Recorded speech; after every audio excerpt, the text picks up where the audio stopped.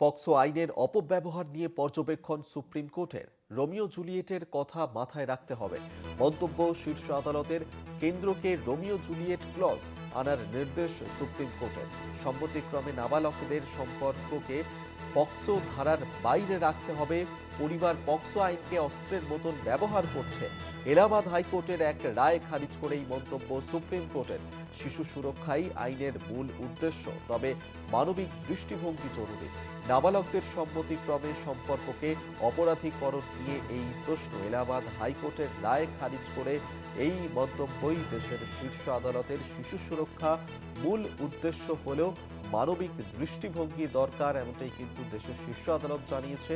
নাবালকদের সম্মতিক্রমে সম্পর্ককে অপরাধীকরণ নিয়েই প্রশ্ন। আপনাদেরকে আরেকবার জানিয়ে রাখবো, যেখানে এলাহাবাদ হাইকোর্টে হওয়া একটি রায় নিয়ে এই মন্তব্য দেশের শীর্ষ আদালতের, যেখানে পক্সো আইনের অপব্যবহার নিয়েই এই পর্যবেক্ষণ দেশের শীর্ষ আদালত সুপ্রিম কোর্টে।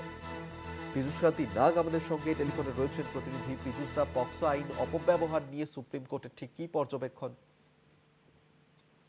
দেখো, সুপ্রিম কোর্ট পরিষ্কারভাবে তার পর্যবেক্ষণে বলেছে যে পক্সো আইনকে অনেক ক্ষেত্রে অপব্যবহার করা হচ্ছে। কিশোর কিশোরীদের ক্ষেত্রে তাদের সম্পর্কে সহমত সম্পর্ককে অনেক সময় তার পরিবার সেইটিকে এই পক্সো আইনকে নিয়ে অপব্যবহার করে তাদের মধ্যে একটা তাদের যে সহমতের সম্পর্ককে তারা কাজে লাগাবার জন্য তাদের বিরুদ্ধে আইনত ব্যবস্থা গ্রহণ করছে। এক্ষেত্রে কেন্দ্রীয় সরকারকে সুপ্রিম কোর্ট পরিষ্কারভাবে জানিয়েছে যে এ বিষয়ে চিন্তা ভাবনা করতে হবে এবং রোমিও জুলিয়েটের কথা মাথায় রেখে যে সমস্ত কিশোর কিশোরীরা সহমতের ভিত্তিতে তাদের মধ্যে সম্পর্ক স্থাপন করবে সেটি যেন রোমিও জুলিয়েটের কথা মাথায় রেখে প্রাধান্য পায় এবং তাদের সেই সম্পর্ককে কখনোই যেন তাদের পরিবার তাদের অমতের ভিত্তিতে যেন পক্সো আইনকে সামনে রেখে তাদের বিরুদ্ধে কোনো রকম আইনগত ব্যবস্থা গ্রহণ না করে। অনেক সময় দেখা যায় যে কিশোর কিশোরীরা তারা নিজেদের মধ্যে একটি প্রেমের সম্পর্কে লিপ্ত হন এবং সেই সম্পর্কের পরে তার দেখা যায় যদি কোনো পরিবারের অমত হয় তখন সেই পরিবারেরা আইনের এই পক্সো আইনকে সামনে রেখে তারা একটি অভিযোগ দায়ের করে। এর ফলে দেখা যায় যে সেই ছেলেটি এই পক্সো আইনের আওতায় পড়ে তাকে অভিযুক্ত করে তার বিরুদ্ধে ব্যবস্থা গ্রহণ করা হয়।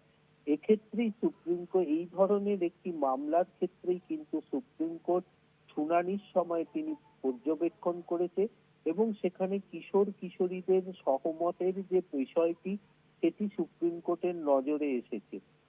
তাই সুপ্রিম কোর্টের পর্যবেক্ষণ, যদি দেখা যায় কোনো কিশোর কিশোরী তাদের সহমতের ভিত্তিতে তারা নিজেদের মধ্যে সম্পর্ক তৈরি করেছেন, সেক্ষেত্রে যেন সেই সম্পর্কটিকে রোমিও জুলিয়েটের আখ্যা দিয়ে সুপ্রিম কোর্ট বলেছে যে তাদের যেন সেই সহমতকে প্রাধান্য দেওয়া হয়, তাদের সেই সহমতের ভিত্তিতে সম্পর্কটিকে যেন পক্সো আইনকে সামনে রেখে তাদের পরিবার যেন কোনোভাবেই অপব্যবহার না করে। ধন্যবাদ পীযূষ দা। পীযূষ কান্তি নাগ আমাদের সঙ্গে টেলিফোনে ছিলেন প্রতিনিধি।